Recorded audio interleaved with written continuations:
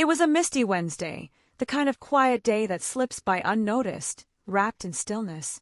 My boots made a soft, squelching sound as I stepped through puddles, clearly not the right choice for the damp streets.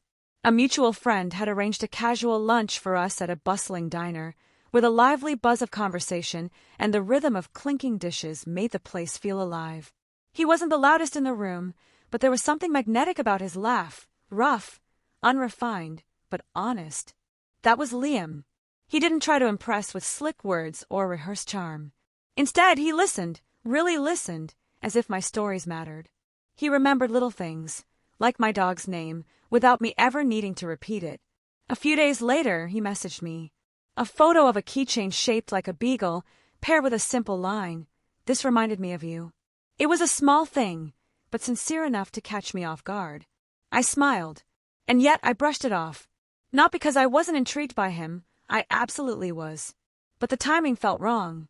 I'd just left a relationship that began like a wildfire and died like a slow, aching sigh. No dramatic blow-up, just a slow bleed of energy and joy.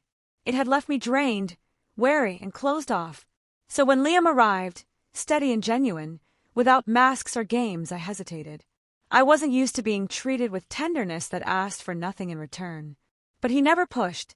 He stayed, gently checking in, sending me songs he thought I'd enjoy or asking how my day had been. Nothing grand or performative, just quiet, thoughtful touches that added up. Eventually, I agreed to dinner. We met at a cozy little bistro tucked into the heart of the city, its air filled with the scent of fresh herbs and low laughter. He held the door for me, pulled out my chair, and left his phone untouched. Everything felt effortless, almost too effortless. I wasn't used to love feeling easy. I was used to decoding mixed signals, patching up hurt, walking on emotional tightropes. But with Liam, there was a kind of peace, and I didn't know how to trust it. We kept seeing each other, nothing too planned, just natural, flowing moments. Still, I kept my distance. Whenever things felt too intimate, I'd make a joke, change the topic, or hold parts of myself back. Liam noticed. One evening, after dinner, while we walked side by side, he paused and turned to me. "You don't need to keep your guard up," he said softly. "I'm not here to hurt you." I gave him a small smile, but didn't respond. Not because I didn't want to believe him, but because I didn't know how. Then came the night I truly pulled away. He'd chosen a rooftop restaurant strung with fairy lights, where gentle music drifted through the air and a cool breeze danced across the tables. We chatted about work, and he listened like what I was saying was the only thing that mattered. Then came a pause, one of those moments where the truth waits patiently to be spoken. He leaned in, looked at me with that quiet intensity, and said, "I really care about you." Panic rushed through me like a wave. I looked away, laughed awkwardly, and took a sip of wine I didn't even want. Then I said, "You're amazing, Liam, but I'm not ready." I tried to say it kindly, to soften the blow with a smile, but I saw the light dim in his eyes. His back straightened, like he was bracing himself. He nodded and returned a faint smile, one that covered more pain than it revealed. He asked for the check. "No, please, no trying to change my mind. Just quiet grace." After he paid, he looked at me once more and said, "Take care, okay?" Then he left. I stayed there, staring at the table, repeating the words in my mind like a mantra. "You did the right thing. You're not ready." He deserved someone whole, not someone still bleeding from the past. But deep down, it wasn't him I doubted, it was myself. He'd seen layers of me I hadn't even fully accepted. And instead of letting him in, I shut the door, gently but firmly. I told myself it was kindness, that I was protecting him.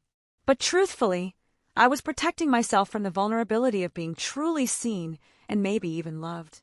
That night, I checked my phone. Nothing. I scrolled through our old messages, the jokes, the goodnight texts, the small, sweet notes that had once felt like comfort. The next morning, there were still no messages. He wasn't gone, just silent. I wanted to reach out, to say I hadn't meant it. But the truth was, in that moment, I had meant it. I believed I wasn't ready. Maybe I still believed it. But readiness isn't something that arrives fully formed. It's something you choose. And I didn't choose him. Days blurred into weeks, weeks into months. I dated others. Some were funny, some exciting. But none made me feel safe like Liam had. And safety, I came to understand, isn't boring, it's rare. One afternoon, while buying groceries at my usual spot, I glanced across the street. And there he was, holding hands with someone else. She looked at him the way I never did, openly, warmly. As if she wasn't afraid to love him out loud. And Liam looked happy. Lighter. Freer. That was when it sank in. He hadn't waited. He'd found someone who welcomed love when it came, instead of flinching away from it. I never texted. Not because I didn't miss him, but because I knew he had someone who saw his worth without hesitation. Sometimes, we don't lose people because they stop loving us. We lose them because they realize we'll never love them as completely as they love us. And maybe that's the hardest truth to face. Not that they left, but that we gave them every reason to. So if you ever find yourself sitting across from someone who sees you, really sees you, and your instinct is to pull away because it feels too soft, too steady, too true, stay. Don't let fear choose for you. Because saying, "I'm not ready," often means I'm afraid.